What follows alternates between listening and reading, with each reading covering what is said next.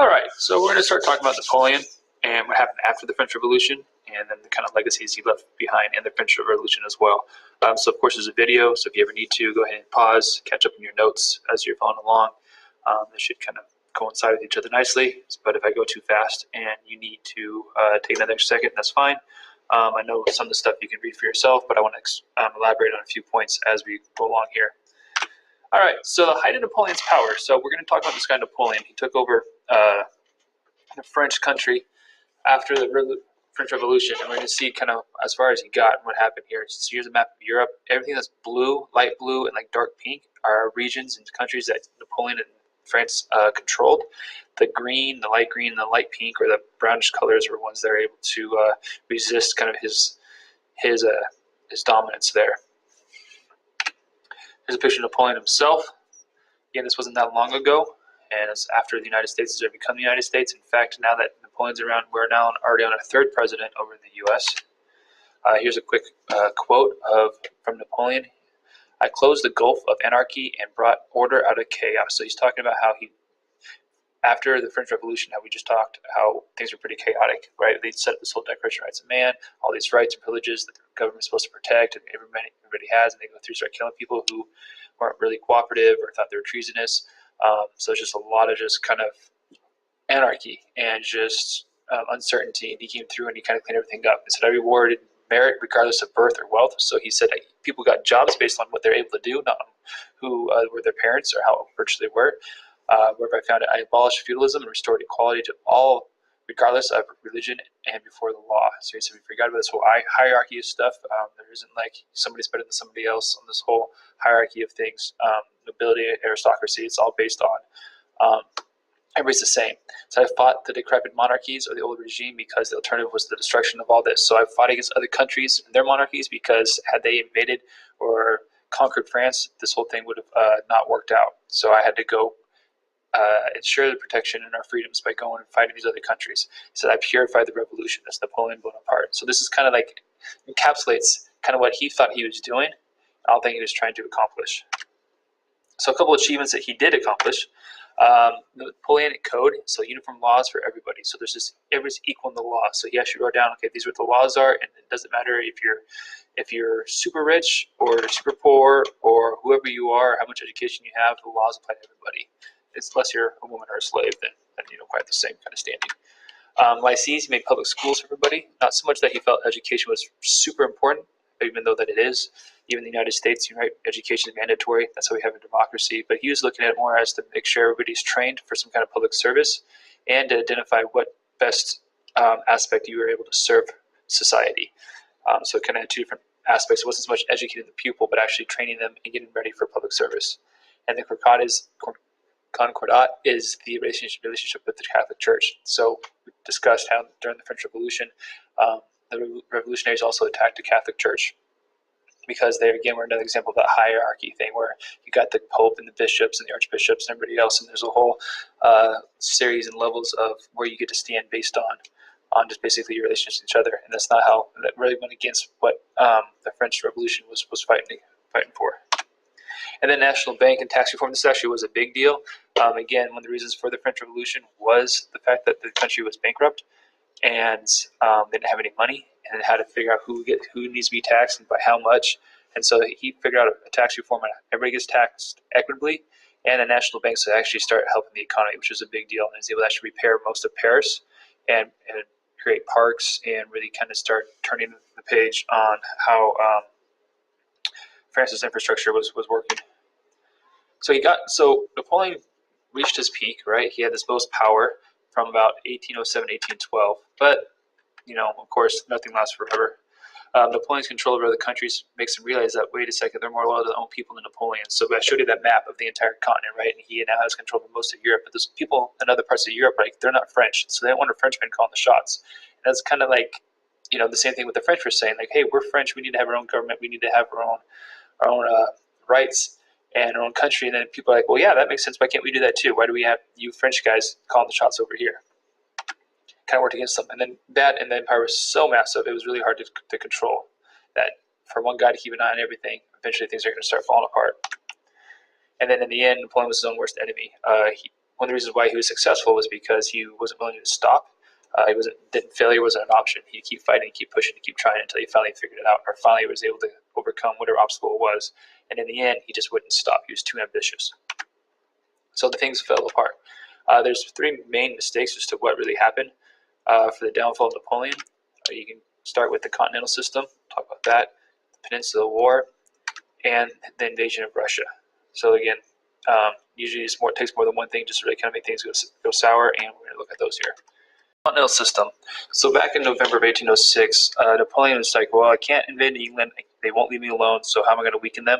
So he tries a blockade, so cutting off trade for England from all of Europe, thinking, okay, you can't share resources, you can't trade, it's going to hurt them in the pocketbook, and then eventually it'll weaken them and there won't be an issue anymore. And he thought he can destroy British trade by basically cutting off all the ports, so the British sailors and ships couldn't trade with Europe, and then just cut off all from Europe's affairs. The British, however, fought back. They have a pretty strong navy, and what they did was instead they said, all right, fine, we'll play that game, and they stopped all the U.S. ships from going from America to Europe. So they beat Napoleon at his own game, and they actually stopped Europe's trade with all of America, which really hurt it. So it really backfired and actually weakened France, which is a big deal because now all the businessmen in France are, wait a second, now I'm hurting because we can't get everything, all the stuff we need from other countries, and mainly America with all the nice resources they have over there. And so like, wait a second, Napoleon, this isn't working out. So then Napoleon was losing support back at home because of his failed attempt to blockade England, which in turn blocked himself from access to America. And then the Peninsula War, a year later, Napoleon was a little frustrated with Portugal because they weren't cooperating with this continental system. They were still trading with the British, and so he's like, fine, that's it, I'm coming through. And he takes his army through Spain to beat up on the Portuguese. But however, the Spanish didn't necessarily appreciate Napoleon bringing his army through, so they started kind of fighting back. And so Napoleon's like, well, forget that, then Spain's got to go too. So he puts his brother in charge of Spain and has him rule. However, his brother wasn't nearly as effective as Napoleon was himself, and it really kind of weakened his authority. And through the war with the Spanish and the Portuguese, he lost a lot of soldiers. The Spanish were really resentful of having a Frenchman kind of controlling things, and they used guerrilla warfare, right?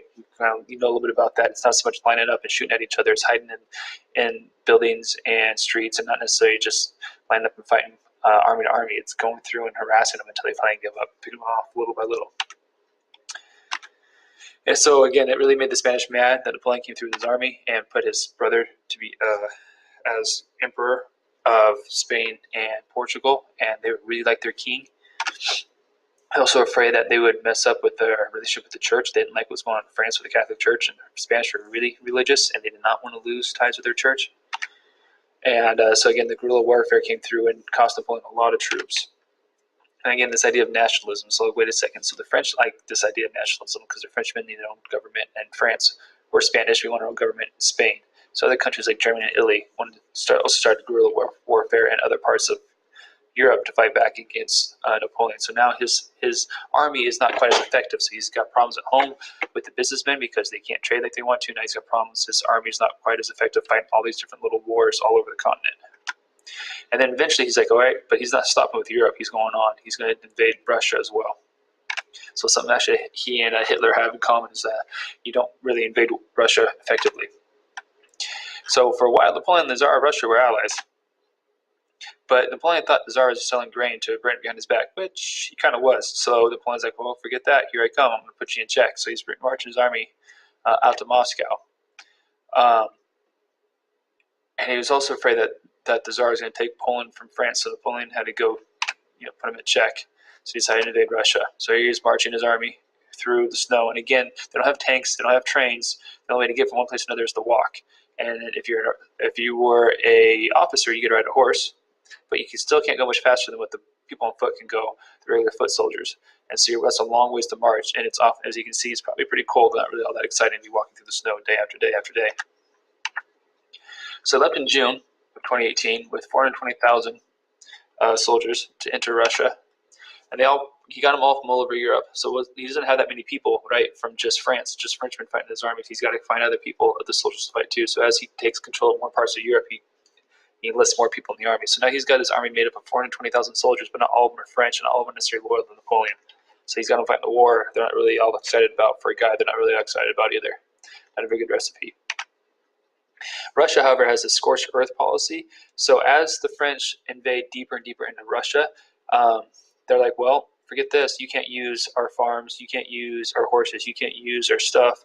We're going to destroy it all to keep the French from having supplies because you got to feed 420,000 people, right? That's a lot of food. You got to feed the horses. You got to take care of a lot of supplies. And so a lot of times back then in war, as an army would advance through a territory, they would then confiscate what other kind of resources along the way. And Russia's like, well, we're gonna retreat deeper into our giant country, but we're not gonna leave anything for you to use. So there's what's called scorched earth policy. We're gonna burn it all so nobody can use it. At which point the French was like, well, this is not working out. There's not enough for us to eat or use. So it took them all the way from June to September, so about 3 months to march from the edges of the empire into Moscow. And once they got there, the Tsar ordered to burn Moscow down. So again, the whole scorched earth policy, like, fine, if you're not gonna let us have it, you can't have it either. So Napoleon hung out for 5 weeks, thinking, well, eventually the Tsar is going to come back and offer some kind of peace treaty and want us out of here. So he's hanging around. So thinking could get there in the middle of September. Now you're thinking like the end of October, and now you got the winter is starting to come up. So around October, November, Napoleon's like, forget this. This isn't working. He's not coming like I thought he would. Moscow's now in ruins. We'll go back home. However, it starts getting cold. And again, the guys are walking. They've been fighting now for 4 months. And they don't have supplies, so they're already hungry. They're already frustrated. They're not really excited with this guy Napoleon. They're not all Frenchmen, so why didn't they rush in the first place? And it's freezing cold now. So they're barefoot and starving. And now, as they're retreating, the Russians show up and start attacking them as they're leaving. And not only that, the temperature's getting colder. And just on one day alone, it got below 30 degrees. So animals are literally falling dead because it's so cold. So not a fun place to be. So things are not going well for Napoleon invading Russia. Nothing happened. He took 420,000 guys. They're all frustrated, starving, cold, and freezing, and getting harassed by the Russians. So by mid-December, so about 6 months later, out of the 420,000 soldiers, he's only got 10,000 left after going to Russia. So not a good endeavor either. So he's got back home. He's got the businessmen upset because of the blockade. He's losing soldiers and authority in Spain and Portugal and Germany, and Italy, and then he took a ton of guys into Russia to go put him in check, and instead he got beaten up by the weather and just the sheer vastness of Russia, not working out so well. So eventually, by April 1814, Napoleon says, all right, I hear you. I surrender to the Tsar. And so eventually all the other guys, everybody back home says, okay, we're tired of this Napoleon guy. He's going too far. Yeah, he did some good stuff, but it's time for him to go. So Napoleon is given a pension, like a retirement, and he's banished to an island, saying, okay, we're not going to kill you. We're done with killing people. You got to go leave France and hang out on this island, and you'll be taken care of.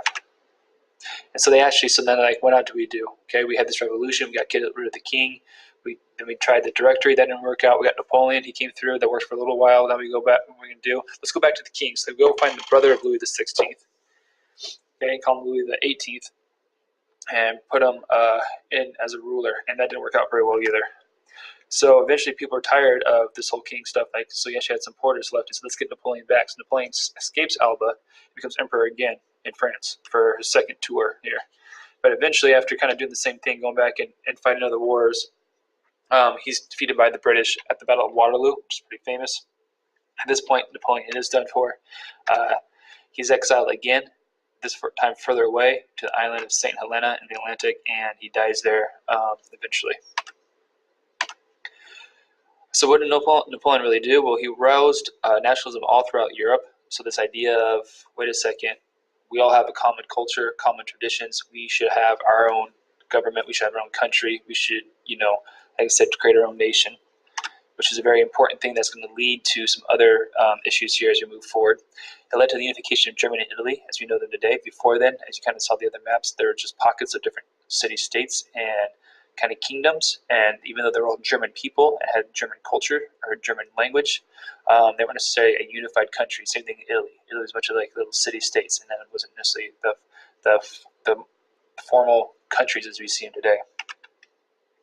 The U.S. gained a lot of its current territory, so the United States started out as the original 13 colonies, and the rest of the continent, the rest of North America, was controlled by European countries. And as the United States is trying to grow and expand, they want to take over those territories. And so the French owned most of what was the middle part of the continent. And Napoleon was fighting a lot of wars and needed some cash, so President Jefferson said, "Hey, you know what? We want some territory. You got a bunch of land. You want to sell it to us?" So he got a pretty sweet deal and bought what was called the Louisiana Purchase from the French at this time, and basically doubled the size of the United States overnight for a sweet deal. And then Haiti is another colony in the Caribbean that was able to get its independence from France, and so they're the first colony other than the United States to win their independence in the Northern Hemisphere. So they're starting to show that, look, okay, now these other colonies that were once part of these other European empires can now have their own independence and be their own governments. And then the United States is also attacked by the British. The fact that the U.S. was still trying to trade with France and kind of not necessarily support Napoleon, but actually not necessarily stop him either. The British got tired of the United States and came over and whooped up on the United States and actually burnt down Washington, D.C. And then Napoleon also set some standards and made some mistakes that we'll see later as we go along in this course. So again, here's a picture of this as far as Napoleon was able to get. So you can kind of see how there's not really a Germany in this picture, even in Italy. You kind of see where they are, but they're, as formal countries, they don't exist. They're just different empires. You can see kind of Prussia and Austria. So it was a little easier for Napoleon to roll through because there weren't these unified countries to worry about as like in Spain and France and Great Britain. And you can see on the map also where Waterloo is, where the French lost to Great Britain when he came back. And you can see down there where the island of Elba was not necessarily that far from France. So that was why he was able to escape and get back to the country there. Where later when he was exiled the second time, he was much further away. And so the idea of those who don't understand history or can repeat it. So this is a map of actually during World War II with Hitler as he's trying to conquer the continent. And it looks very similar to this map here with what Napoleon tried 150 years prior to what Hitler was doing. And again, the whole idea of nation building and sovereignty and then taking over your neighbors. So revolution's legacy, we had the French Revolution. They wanted to change everything. Okay, the government, social structure, economy, religion. They didn't like the fact that it was a monarchy. They were trying to limit that and end up with more of a democratic form of government. The social structure didn't like the estates, the first, second, third estates, and the structure and the hierarchy with that. The economy, changing how that's going to work, and religion also, the hierarchy in religions. So the French Revolution was more than just changing the government. It was basically every aspect of French social, society. Whereas the American Revolution was mostly just changing government. Okay, the social system was still intact. We didn't have aristocracy, but we still had wealthy people, not so wealthy people, slaveholders, and everything else. We didn't change all that. We just changed how the government was to work and operate.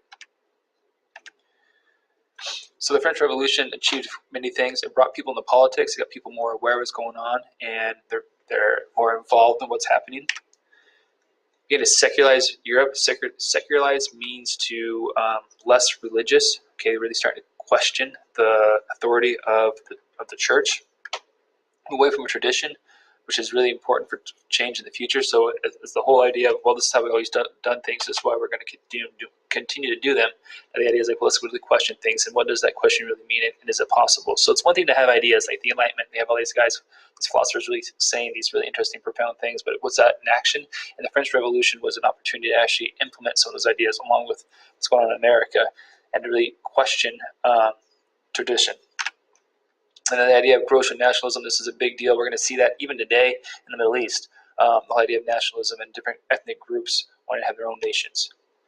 And again, it completely breaks fully established and traditional political and social systems. So the idea of an absolute monarchy, which was how things worked in Europe up until this time, all of a sudden, like, we don't need to do that anymore. And there's the idea that they are ordained by God comes into question. And so this whole system of questioning things and revolution is really unique and shows that it's capable and something that other countries and other people can achieve as well. And you can see what happened that in Haiti, and we're going to see that happen in other parts of Europe as well as we move forward.